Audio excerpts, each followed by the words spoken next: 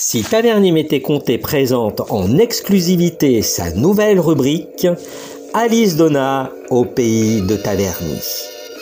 Aujourd'hui, premier audio. Le 10 novembre 1962, les téléspectateurs découvrent pour la première fois le visage et la voix d'Alice Donna, 16 ans. En s'accompagnant au piano, elle interprète les prétendus prétendants dans la célèbre émission Le Petit Conservatoire de la chanson de Mireille.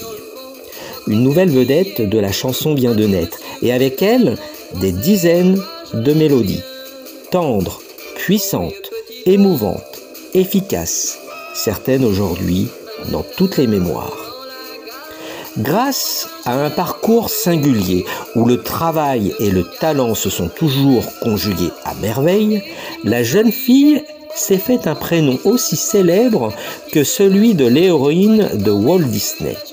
Après Alice au pays des merveilles, voici venir Alice au pays des chansons, dont une poignée s'inscrira au fil du temps parmi les incontournables de la variété française de ces 50 dernières années.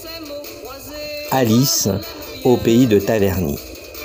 Nous sommes très heureux aujourd'hui de mettre à l'honneur Madame Alice Donna, immense auteure, compositeur, interprète de la belle chanson de nos chères années d'insouciance, dont l'histoire, contrairement aux personnages du dessin animé, est un conte de fées devenu réalité.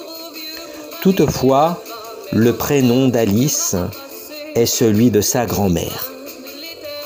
Née le 17 février 1946 à Maisons-Alfort d'un papa italien et d'une maman auvergnate, Alice Donadel est une petite fille épanouie, à l'enfance très heureuse.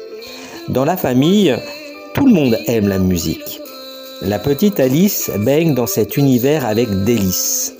La décennie des années 50 est celle des opérettes de Francis Lopez qu'elle a la chance de voir au Châtelet avec ses parents. Des spectacles magiques qui la fascinent et la font rêver. J'adorais Luis Mariano, Georges Guettari, Tino Rossi. À la maison, mes parents chantaient plus fort que la radio. La plus ancienne des chansons dont je me souvienne remonte à une époque où je ne marchais pas encore. C'était Sans vous de Paul Misraki que Ray Ventura et son orchestre avaient créé dans le film Mademoiselle s'amuse en 1947. Pendant 3 ans, sous l'influence de sa mère, elle reçoit des leçons de piano très sérieuses. Douée, sans passer par le conservatoire, elle progresse rapidement, mais ne compose pas encore de mélodie, si ce n'est dans sa tête. Par la télévision où, balbutiante, elle découvre le music-hall et connaît son premier choc artistique avec Gilbert Bécaud. En l'écoutant chanter le jour où la pluie viendra, en le voyant taper sur son piano, j'ai eu envie de faire pareil. C'est lui qui, inconsciemment, m'a donné envie de chanter. À 14 ans, elle chante déjà dans un orchestre le samedi soir.